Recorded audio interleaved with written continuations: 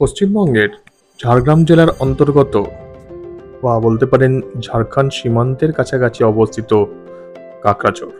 সবুজ পাহাড়, গভীর অরণ্য আর শান্ত প্রকৃতির এক মায়াবী কোণা। চলুন আজ রওনা দিই এই স্মরণীয় রোড ট্রিপে। আমরা কাকড়াঝোড় যাব ঘাটশিলা হয়ে, কিন্তু মানে ঝাড়খণ্ডে ঢুকে ঝাড়খণ্ড থেকে আবার আমরা পশ্চিমবঙ্গের দিকে ফেরত আসব। এর প্রধান কারণ হলো ঝাড়গ্রাম হয়ে বা বেলপাহাড়ি হয়ে কাকড়াঝোড় যেতে যে সময়টুকু আপনার বাঁচবে, সেইটা কিন্তু আপনার এন্টায়ার ঝাড়গ্রামের যে ট্রাফিক সেই সময়টা খেয়ে নেবে। প্যারালালি বেলপাহাড়ি থেকে কাকড়াঝোড় অবধি রাস্তার অবস্থা কিন্তু সত্যিই শোচনীয়। যেহেতু আমরা এই বিশেষ করে বর্ষার সময় যাচ্ছি, তো অত্যন্ত সতর্ক থাকতে হবে, যেহেতু প্রচুর পটহোলস রয়েছে ওইসব রাস্তাগুলোতে, প্রচুর বড় বড় খানাখন্দের মতো অবস্থা। সেখানে জল জমে থাকলে তলায় কি আছে আপনারা যদি বুঝতে না পারেন, তো সেক্ষেত্রে কিন্তু গাড়িরও ক্ষতি হতে পারে। তো সেই জন্য আমরা যখনই এই দিকে যাই, তখন আমরা প্রেফার করি ঘাটশিলা হয়ে ঝাড়খণ্ড থেকে ঘুরে আবার পশ্চিমবঙ্গের এই অংশগুলোতে ঢোকার জন্য। আমি সমস্ত গুগল ম্যাপ লোকেশন কিভাবে যাবেন তার এগুলো এখানে ডেসক্রিপশনে দিয়ে দেবো। দয়া করে স্কিপ না করে ভিডিওটা দেখবেন। যে জিনিসগুলো আপনারা অন্যান্য ট্রাভেল ব্লগে দেখতে পারেন না, যেমন আশেপাশে রাস্তায় নেচার ওয়াচের জন্য কোন কোন জায়গাগুলো আছে যেগুলো খুবই ভালো ডেস্টিনেশনে পৌঁছানোর আগে, মানে কাকড়াঝোড় যে যাচ্ছি আমরা, কাকড়াঝোড় যাওয়ার আগে আর কোন কোন জায়গাগুলো আছে যেগুলোকে আপনারা নিজেরা এক্সপ্লোর করতে পারেন। প্যারালালি রাস্তার কন্ডিশন কোন জায়গায় বেশি খারাপ, কোন জায়গায় ভালো, সেগুলোও কিন্তু আমরা আমাদের এই ব্লগে শেয়ার করব। সুতরাং এই ধরনের ভিডিও দেখতে, এই ধরনের ইনফরমেশন পেতে এসকেপ ট্রেল চ্যানেলটিকে সাবস্ক্রাইব করে রাখুন। এই ধরনের ভিডিও আরও বেশি করে যাতে আমরা বানাই, তার একটা যদি এই ধরনের ভিডিও যদি আপনারা দেখতে চান, তাহলে অবশ্যই লাইক করুন, কমেন্ট করুন, শেয়ার করুন। সঙ্গে থাকুন আর চলতে থাকুন এসকেপ ট্রেলের সঙ্গে।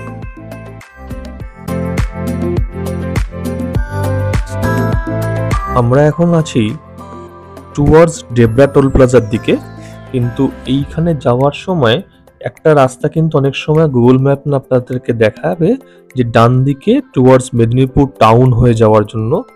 মেদিনীপুর টাউনকে বাইপাস করে যাওয়াটাই ভালো, তার কারণ হচ্ছে না হলে মেদিনীপুর টাউনের এন্টায়ার ট্রাফিকটা কিন্তু আপনাদের ক্রস করতে হবে। আমরা সবসময় তাই করি, আমরা ডেবরার দিকে সরাসরি যাই, ডেবরা টোল প্লাজার দিকে সরাসরি যাই, মেদিনীপুর শহরে না ঢুকে।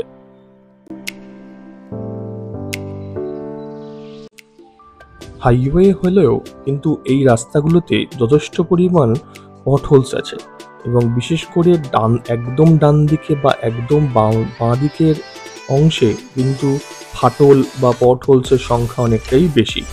সুতরাং সাইডগুলোতে দিয়ে যাওয়ার সময়, লেন বরাবর যাওয়ার সময় একটু সতর্কভাবে যাবেন।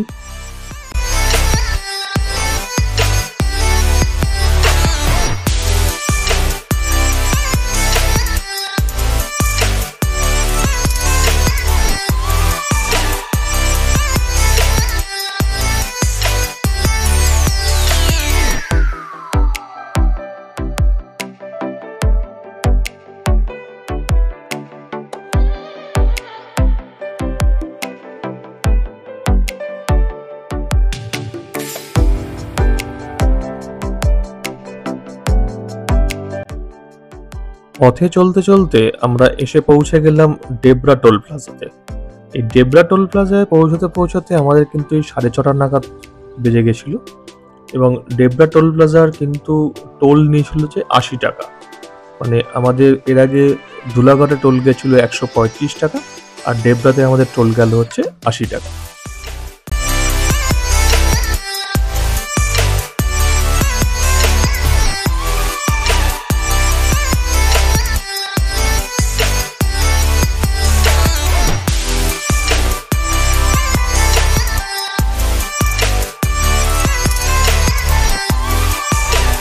লাস্ট ট্রিপে আমরা যখন আমলাশোল গেছিলাম, তখন আমরা মামা ভাগ্নে বলে একটা রেস্টুরেন্টে খেয়েছিলাম, ব্রেকফাস্ট করেছিলাম। কিন্তু তাদের খাবার কোয়ালিটিটা আমাদের ঠিক পছন্দ হয়নি। এই কারণের জন্যই একদম আর্লি মর্নিং আমরা ঢুকেছিলাম। আমরা অবশ্য সেইবার আরও অনেকটাই আগে বেরিয়েছিলাম, রাতে 3টের সময় বেরিয়েছিলাম। এবার আমাদের বেরোতে 5টার কাছাকাছি বেজে গেছে। তো এই তা সত্ত্বেও আমরা কেউ এবার মামা ভাগ্নের রেস্টুরেন্টে খাওয়ার কেউ পক্ষপাতী ছিলাম না। ইনফ্যাক্ট সৌম্য আর কৌস্তব তো লিটারালি গাড়ির পেছনে বসে থ্রেট দেওয়ার মতো করে বলছিল যে কোনো মতেই এখানে থামা যাবে না, এখানে আমরা খাবো না কোনো মতে। তাই আমরা মামা ভাগ্নেকে বাঁ দিকে ফেলে রেখে সোজা এগিয়ে চললাম অন্য কোনো জায়গায় খাওয়ার জন্য। যদিও বা পেটে ছুঁচোয় ডন মারছে, কারণ রাত্রিবেলা আমি বাড়ি থেকে বেরিয়েছি প্রায় 4টের সময়। সৌম্য কৌস্তব ওদেরকে পিক আপ করেছি, সন্দীপ আমাদের সঙ্গে জয়েন করেছে। করে আমরা মোটামুটি 5টা নাগাদ ওই সাঁতরাগাছি এরিয়া থেকে প্রপারলি স্টার্ট করেছি। তো সুতরাং খিদে তো পেয়েই গেছে সবার, কিন্তু কোনো মতেই কোনো অবস্থাতেই কিন্তু মামা ভাগ্নে রেস্টুরেন্টে খাওয়ার জন্য কেউ রাজি নয়।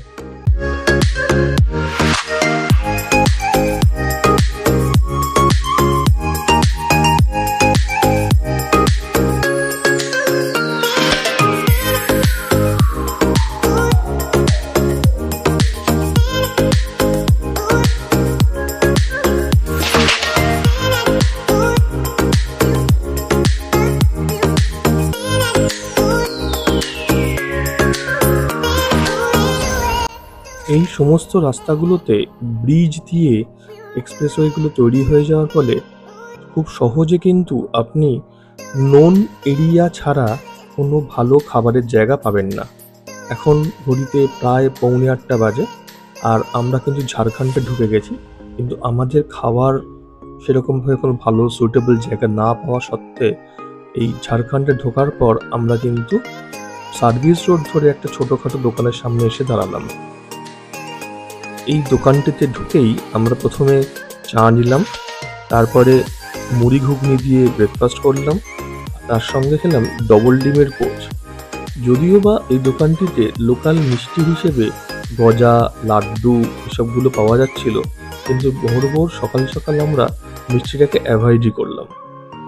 ও আর একটা কথা, এইসব দিকে খাবারের মধ্যে একটা অঙ্গাঙ্গী জিনিস হচ্ছে চপ। তাই মুড়ি ঘুগনির সঙ্গে চপটাও খেলাম।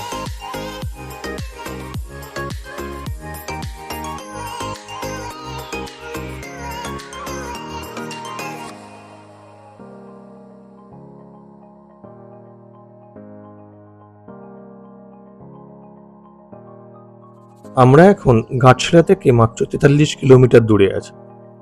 তো 43 কিলোমিটার দূরে থাকা অবস্থা থেকে খানিকটা দূর এগিয়ে যাওয়ার পর সৌম্য বলল যে এই আশেপাশে একটা সুন্দর জায়গা রয়েছে যেখানে কিন্তু আমরা সাভানা নাইটসকে দেখা যেতে পারে। সাভানা নাইটস সাধারণত একটু পাথুরে জমি, তার সঙ্গে যে ঘাস জমি থাকে সেই সব জায়গাগুলো প্রেফার করে থাকার জন্য।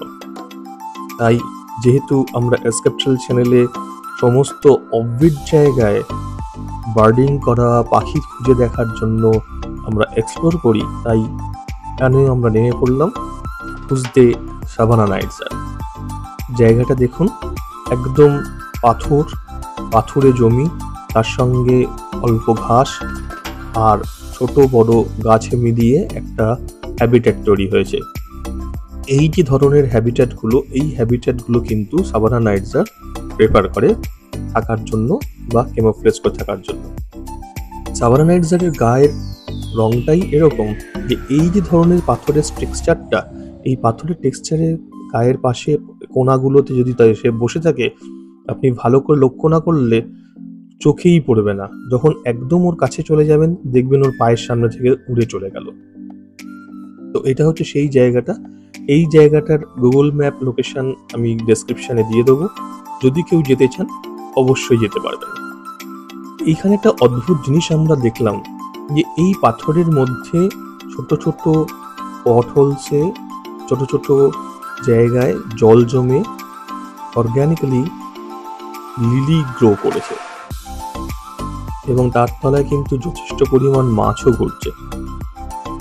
এটা দেখলে একটা জিনিসই মনে হয় যে আমরা যেভাবে নেচারকে ধ্বংস করছি, সাধারণভাবে বিভিন্ন কারণে প্রকৃতি যেভাবে ধ্বংস হচ্ছে, প্রকৃতি কিন্তু নিজের মতো করেই নিজেকে সারিয়ে তোলার চেষ্টা অনবরত করে যাচ্ছে। সেই দিক থেকে দেখলে আমরা যদি প্রকৃতির সঙ্গে একটুখানি হলেও সহায়তা করি, তাহলে কিন্তু প্রকৃতি আবার নিজেকে নিজের মতো করে গুছিয়ে নেবে, সঙ্গে আমরাও ভালো থাকবো। এইসব ছোট ছোট জায়গাগুলো কিন্তু আমাদের চোখে আঙুল দিয়ে দেখিয়ে দিচ্ছে যে যেখানে মানুষের বেপরোয়া মনোবৃত্তি নেই, সেখানে প্রকৃতি নিজেকে সুন্দরভাবে সাজিয়ে গুছিয়ে রাখছে।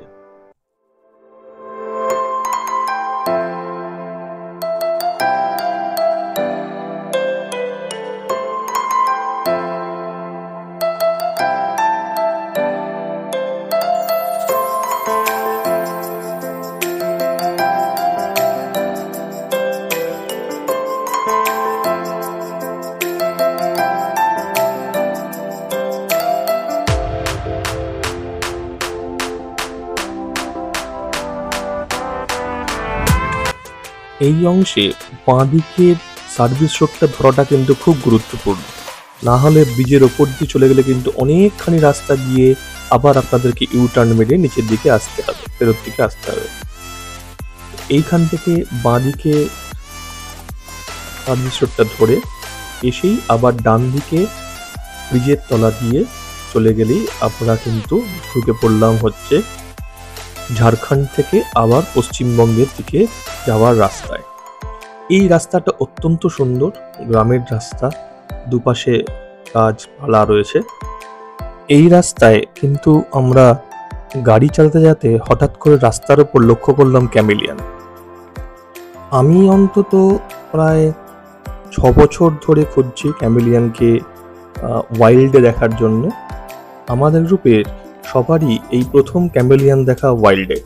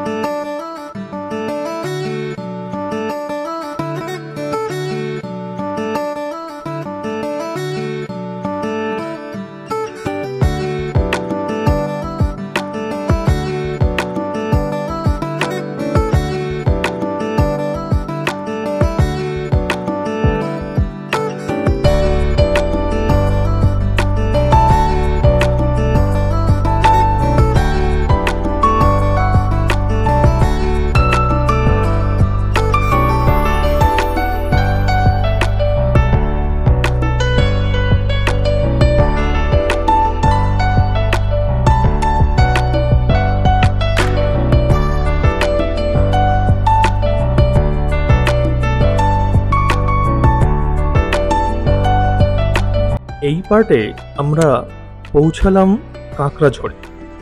আমরা নেক্সট পার্টে নিয়ে আসছি কাঁকড়াঝড়ের থেকে আমঝর্ণার দিকে যাওয়ার রাস্তা এবং সেখানে বার্ডিং এক্সপিরিয়েন্স এবং কাঁকড়াঝড়ের রাতের অভিজ্ঞতা। ধন্যবাদ সবাইকে ধৈর্য ধরে ভিডিওটা দেখার জন্য। পরের পর্যায়ে আমরা দেখব আমঝর্ণায় কোথায় কোথায় বার্ডিং করা যায়, আমঝর্ণায় কোথায় কোথায় কি কি পাখি দেখা যায়, আর আমঝর্ণার জায়গাটা কিরকম দেখতে। সঙ্গে থাকুন, দেখতে থাকুন এসকেপ ট্রেল।